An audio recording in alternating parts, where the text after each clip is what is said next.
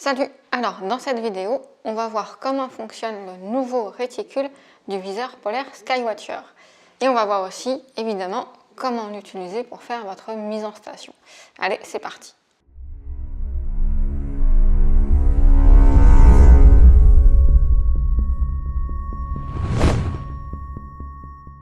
Alors, juste avant que je vous explique donc les différents points du réticule, comment marche chaque élément, on va voir pourquoi on utilise un viseur polaire, à quoi ça sert en fait. Si ça ne vous intéresse pas, je mets maintenant les chapitrages sous la vidéo, donc vous pouvez zapper directement au point où je donne les explications sur le viseur polaire. Alors, pourquoi on utilise un viseur polaire? Parce que finalement, on peut très bien faire une mise en station sans viseur. C'est ce qu'on fait typiquement avec des petites montures comme mon EQ2 qui est là-bas. Le truc quand vous faites une mise en station habituelle, on va dire, donc sans viseur, c'est que vous allez viser l'étoile polaire dans votre oculaire pour aligner votre monture avec l'axe de rotation de la Terre. Le truc, c'est que l'étoile polaire est l'étoile visible la plus proche du centre de rotation de la Terre, mais elle n'est pas non plus tout à fait alignée avec le centre de rotation. Donc la conclusion, c'est que du coup, ce genre de mise en station est pas très précise. Ça va pour du visuel. Si vous voulez vraiment quelque chose de très précis, donc plus pour typiquement pour utiliser un go-to et surtout pour faire de l'astrophoto, on va avoir besoin de faire des longs temps de pause. Là, on veut quelque chose de plus précis et dans ce cas-là, c'est le viseur polaire qui est fait pour ça. Ok, alors voici donc le nouveau réticule Skywatcher. Donc comme vous pouvez voir, on a déjà une croix, comme une cible, avec 0 en haut, 6 en bas, 3 à droite et 9 à gauche. Alors les numéros comme ça, ils servent à mettre le réticule à l'endroit. Voilà, le 0 doit être en haut, le 6 doit être en bas. Ensuite, ce qui est intéressant, c'est le centre du réticule. Ce centre-là, en fait, il représente justement pile poil l'axe de rotation de la Terre. Ensuite, on a donc 3 cercles ici. Alors ces cercles-là, en fait, c'est ici qu'on va positionner notre étoile polaire. Donc l'objectif, c'est que vous allez regarder à travers votre viseur polaire et il va falloir que vous trouviez l'étoile polaire. Donc admettons, elle va apparaître là. Quand vous allez commencer à la voir et il va falloir que vous déplaciez les axes d'azimut et de latitude pour mettre l'étoile polaire sur le cercle. Donc si vous zoomez, en regardant bien, en fait, on a 3 cercles.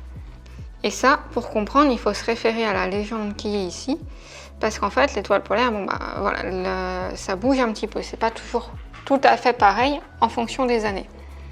Et là, typiquement, il faut que vous regardiez donc l'année à laquelle on est. Donc par exemple 2021, donc on est proche de 2020. Et 2020, si on regarde là, la légende, ça dit qu'on doit utiliser le cercle du centre. Si on regarde en 2032, on utiliserait le cercle intérieur. Et si on atteint en 2012, on utiliserait, alors là on voit plus très bien parce que j'ai fait un gros trait jaune dessus, mais ce serait le trait extérieur. Ok, maintenant la question que vous devez avoir, c'est comment je sais où est-ce que je dois mettre l'étoile. Est-ce que je dois la mettre là? Est-ce que je dois la mettre là? Est-ce que je dois la mettre là? Et ça en fait, ça dépend précisément de quand vous observez. Si vous observez ce soir, vous ne mettrez pas l'étoile polaire au même endroit que si vous observez dans une semaine, ou dans un mois, ou dans un an.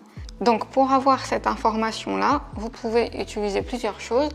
Soit votre raquette SyncScan vous donne l'information à la fin de l'initialisation, soit vous allez utiliser une application comme SyncScan Init, je crois. Moi, celle que j'utilise, c'est PolarAlign et ça reprend justement ce réticule et ça vous montre précisément où vous devez positionner l'étoile polaire sur votre réticule. Voilà, c'est à peu près tout ce que vous devez faire avec ce viseur polaire. Et si vous vous posez la question sur qu'est-ce que c'est que ce truc, ça, en fait, c'est la constellation de l'Octant. C'est pour les personnes qui se trouvent à l'hémisphère sud. Puisque évidemment, dans l'hémisphère sud, ils n'ont pas l'étoile polaire.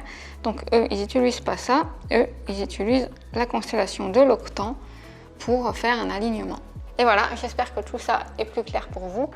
Si ça vous intéresse, j'ai fait toute une checklist que vous pouvez télécharger ici et en fait qui reprend toutes les procédures que vous avez besoin de faire avant d'utiliser votre monture.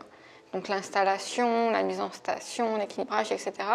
Comme ça, tous les points dans l'ordre, vous avez juste à imprimer ça, vous l'amenez avec vous, et puis vous avez simplement à suivre sans vous poser de questions, et surtout sans rien oublier. Donc voilà, encore une fois, pour télécharger ça, c'est soit ici, soit le premier lien qui est dans la description. Et sinon, je vous dis à très vite avec le retour des beaux jours et les étoiles qu'on commence à voir plus souvent.